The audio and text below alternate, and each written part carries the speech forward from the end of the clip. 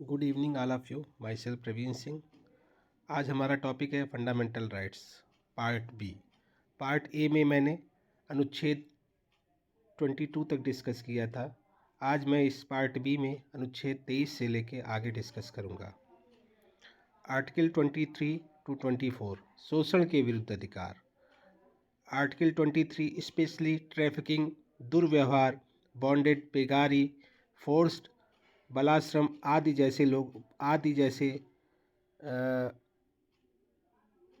पर प्रतिबंध लगाता है।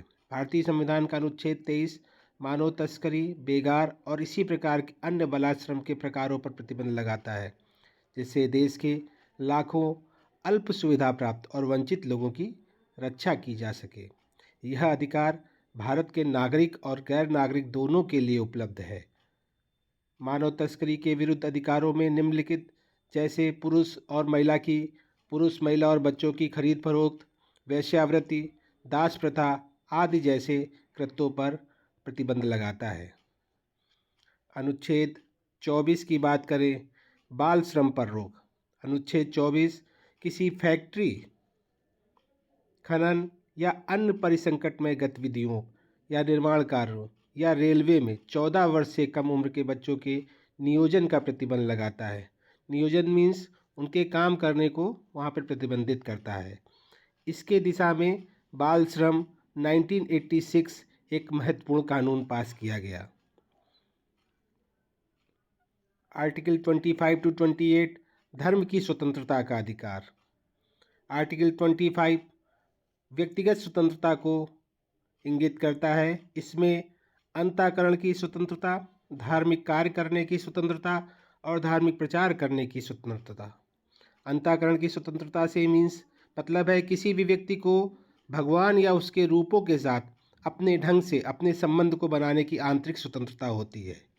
इट मीन्स आपके अंदर आप जिस भगवान को भी मानना चाहें, आप पूरी तरह स्वतंत्र हैं। धर्म को मानने का अधिकार व्यक्ति को अपनी धार्मिक आस्था और विश्वास का सार्वजनिक तथा बिना भय के घोषणा करने का अधिकार है। आप जिस धर्म को भी मानते हैं, आप उसको पूरी तरह शो ऑफ कर सकते हैं। आचरण का अधिकार, धार्मिक प्रचार का अधिकार, अपनी धार्मिक आस्थाओं का प्रचार और प्रसार करना, अपने धर्म के सिद्धांतों को प्रकट करना, परंतु इसमें किसी भी व्यक्ति को अपने धर्म में धर्मांतरित करने का अधिकार सम्मिलित नहीं है। इट मीन्स आप अपने धर्म में किसी को ज़बरदस्ती शामिल नहीं कर सकते हैं। एग्जाम्पल में कृपाण, हिजाब, सिंदूर, ये सब धार्मिक आस्थाओं के प्रतीक हैं जो हम लोग अपने अपने धर्म के हिसाब से शामिल करते हैं। आर्टिकल 26 की बात करें, धार्मिक कार्यों के प्रबंधन की स्वतंत्रता। तो अनुच्छेद 26 के अनुसार प्रत्येक धार्मिक संप्रदाय या उसके किसी अनुभाग को निम्नलिखित अधिकार जैसे धार्मिक और मूर्त प्रयोजन की स्थापना का अधिकार, उसके रख रखाव का अधिकार, अपने धर्म विषयक कार्यों को प्रबंध करने का अधिकार, उसके अतिरिक्त चल और चल संपत्ति के अर्जन और स्वामित्व का अधिकार आदि शामिल है। अनुच्छेद 27 धार्मिक कार्य का धन टैक्स फ्री होगा। अनुच्छेद 27 में किसी भी व्यक्ति को किसी विशिष्ट धर्म या धार्मिक संप्रदाय की अभिवृद्धि या उसके रखरखाव में व्यय करने के लिए कर देने हेतु बाध्य नहीं किया जाएगा। अगर वो चाहे तो कर दे सकता है, इट मीन्स उसको कंपलसरी नहीं किया जाएगा। 27 अनुच्छेद 28 धार्मिक स्कूल, सरकारी स्कूल में धार्मिक शिक्षा। अनुच्छेद 28 के अंतर्गत राज्य निधियों से पूर्णतः घोषित, इट मीन्स राज्य द्वारा संचालित कोई भी संस्थानों में धार्मिक शिक्षा नहीं दी जाएगी। इट मीन्स धार्मिक शिक्षा को प्रतिबंधित किया गया है। अनुच्छेद 29 संस्कृति और शिक्षा संबंधी अधिकारों में अल्पसंख्यकों के हितों की रक्षा की बात की गई है। अनुच्छेद 29 ए में भारत के किसी भी नागरिक के किसी वर्ग की संस्कृति, भाषा, लिपि को संरक्षित करने का अधिकार होगा। 29 बी राज्य द्वारा संचालित स्कूलों में किसी को जाति, धर्म या भाषा के आधार पर प्रवेश प्रतिबंध नहीं किया जाएगा। अर्थात ये कह सकते हैं, अगर कोई भी राज्य के अंतर्गत आने वाले संस्थान या उससे सहायता प्राप्त संस्थान में उसको धर्म या जाति या भाषा के आधार पर प्रवेश से रोका नहीं जा सकता। यह धार्मिक अल्पसंख्यकों एवं भाषाई अल्पसंख्यकों को सुरक्षा प्रदान करता है। हालांकि अनुच्छेद 30 शैक्षणिक संस्थानों की स्थापना और प्रशासन करने का अल्पसंख्यकों को अधिकार प्रदान करता है। सभी अल्पसंख्यक वर्गों को अपनी रुचि की शिक्षा संस्थानों की स्थापना और प्रशासन का अधिकार होगा। अनुच्छेद 30 के पार्ट बी में सहायता देने पर कोई भेदभाव नहीं करेगा। राज्य द्वारा अल्पसंख्यक वर्ग की शिक्षा संस्था किसी भी संपत्ति के अनिवार्य अधिग्रहण के लिए निर्धारित क्षतिपूर्ति राशि से उनके लिए अधिकार प्रतिबंधित या निरस्त नहीं होंगे।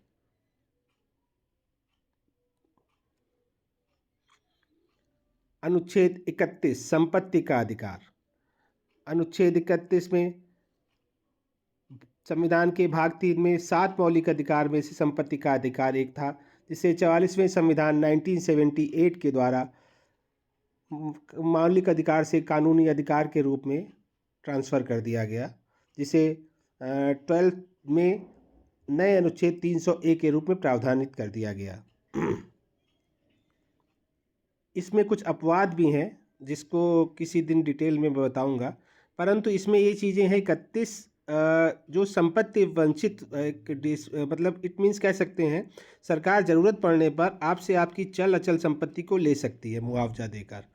यह अनुच्छेद 21 में ही प्रावधान किया गया है, जो इसका अपवाद है। मतलब ये नहीं है कि सरकार किसी भी आपको मतलब आप संपत्ति को अधिग्रहण पूरी तरीके से नहीं कर सकते,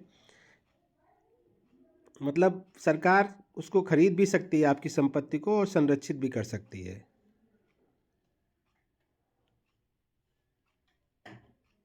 अनुच्छेद 32 संवैधानिक उपचारों का अधिकार। अनुच्छेद 32 को संविधान का सबसे महत्वपूर्ण अनुच्छेद माना जाता है, क्योंकि यह प्रावधान करता है कि मौलिक अधिकारों के संरक्षण का अधिकार स्वयं में एक मौलिक अधिकार है। इसे संविधान की आत्मा, संविधान का हृदय, संरक्षक और प्रतिभूत कहा जाता है। यह 5 प्रकार की रिट की बात करता है। सर्वोच्च न्यायालय ने व्यवस्था दी है कि अनुच्छेद 32 में संविधान की मूल विशेषताएं इस तरह से संविधान संशोधन के तरह बदला नहीं जा सकता। 5 प्रावधान शामिल हैं। नंबर 1 बंदी प्रत्यक्षीकरण, हैबियस कॉर्पस लैटिन वर्ड है, सशरीर प्रस्तुत करना। इसमें यह प्रावधान है कि गिरफ्तार किए गए व्यक्ति को कोर्ट के समक्ष 24 घंटे के अंदर प्रस्तुत करना अनिवार्य है। दूसरा परमादेश मैंडमस आदेश देना, न्यायपालिका द्वारा सार्वजनिक पद पर बैठे व्यक्ति को कर्तव्य पालन का आदेश देता है। सुप्रीम कोर्ट हाई कोर्ट को, हाई कोर्ट लोअर कोर्ट को, यह किसी पर्सनल व्यक्ति को नहीं दिया जा सकता। अपने अधीनस्थ न्यायालय अधीनस्थ संस्था को यह आदेश जारी किया जा सकता है।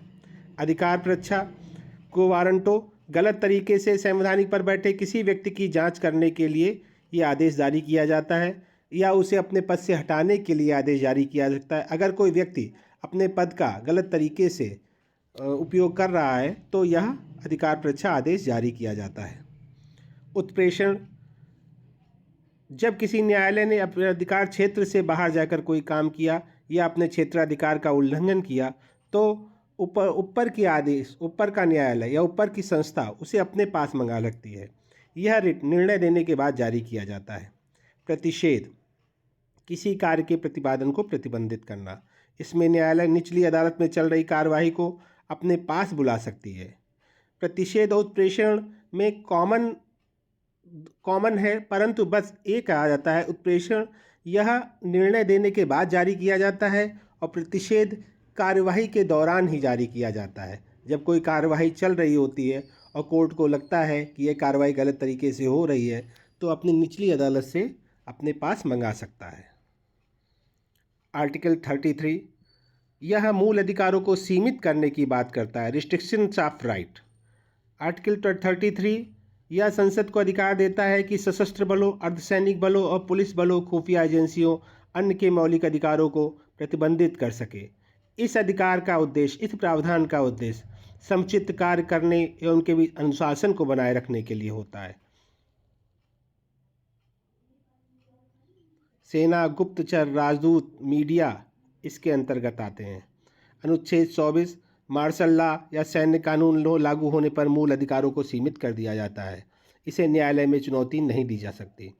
अनुच्छेद 35 संसद को अधिकार है कि मौलिक अधिकारों के जिन पक्षों को अपराध बताया गया है, जिन बातों को अपराध बताया गया, उनके खिलाफ संसद कानून बना सकती है, जैसे अस्पृश्यता, बाल श्रम आदि, क्योंकि यह किसी के दूसरों के मौलिक अधिकारों को छीनते हैं या दूसरे के मौलिक अधिकारों के हनन की बात करते हैं, इसलिए संसद कभी भी चाहे तो इस पे कानून बना सकती है।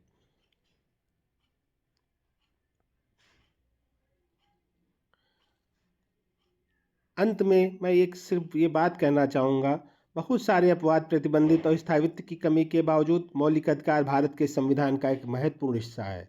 यह मनुष्य की वस्तुओं और नैतिक सुरक्षा के लिए आवश्यक शर्तें प्रदान करता है तथा प्रत्येक व्यक्ति की स्वतंत्रता सुनिश्चित करता है। यह अधिकार अल्पसंख्यकों एवं समाज के कमजोर वर्गों के हितों की रक्षा करता है और धर्मनिरपेक्ष राज्य के रूप में भारत की धारणा को भी मजबूत करता है।